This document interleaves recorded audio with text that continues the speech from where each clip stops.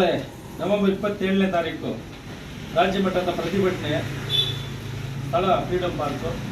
ಏನಪ್ಪ ಇದು ರಾಜ್ಯದಲ್ಲಿ ಇಡೀ ರಾಜ್ಯ ವ್ಯಾಪ್ತಿ ನಡೀತಾ ಇದೆ ಅಂದರೆ ಇವತ್ತೇನು 4 ಸಂಹಿತೆಗಳನ್ನು ರದ್ದುಗೊಳಿಸಬೇಕಂತೇಳಿ ಮೊದಲನೇ ಒಂದು ಬೇಡಿಕೆ ಆಗಿದೆ.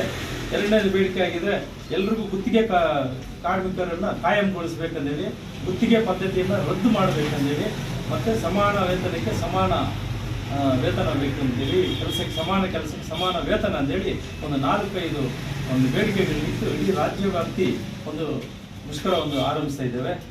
ಗೆಳೆಯರೆ, 2013ರಿಂದ ಇಲ್ಲಿಯ ತನಕ ಯಾವುದೇ ಒಂದು ಸರ್ಕಾರಿ ನೌಕರಿಗೆ ಕಾಯಂ ನೌಕರಿನೇ ಇಲ್ಲದೆ ಆಗಿದೆ.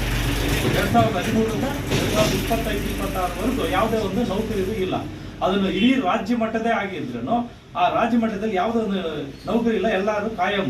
ಈಗ ಅದಕ್ಕೆ ಗುತ್ತಿಗೆ ಪದ್ಧತಿ ಇರೋದಕ್ಕೆ ಬೇರೆ ಬೇರೆ ಹೆಸರುಗಳಿಗೆ ಐಎಮ್ಸ್ ಅಂತೇಳಿ ಒಂದು ಹೊಸದಾಗಿ ಒಂದು ಹೆಸರುಗಳನ್ನು ಇಟ್ಟು ಈ ಒಂದು ಸರ್ಕಾರಗಳು, ಕೇಂದ್ರ ಸರ್ಕಾರ ಆಗಿರ್ಬೋದು, ರಾಜ್ಯ ಸರ್ಕಾರ ಆಗಿರ್ಬೋದು, ಆ ಒಂದು ನಿಟ್ಟಿನಲ್ಲಿ ಇದನ್ನು ಜಾರಿಗೆ ತಂದಿದೆ.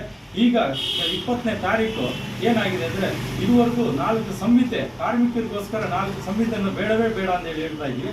ಅದನ್ನು 20ನೇ ತಾರೀಕು ಅದನ್ನು ಜಾರಿಗೊಳಿಸಿದ್ದೀವಿ.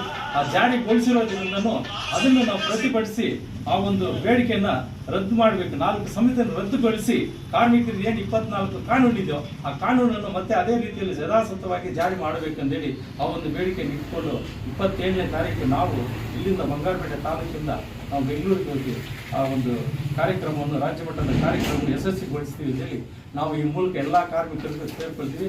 ಎಲ್ಲ ಕಾರ್ಮಿಕರು ಆ ದಿನ ಮುಷ್ಕರಕ್ಕೆ ಬರಬೇಕಂತೇಳಿ ನಾವು ಕೇಳ್ಕೊಳ್ತೀವಿ.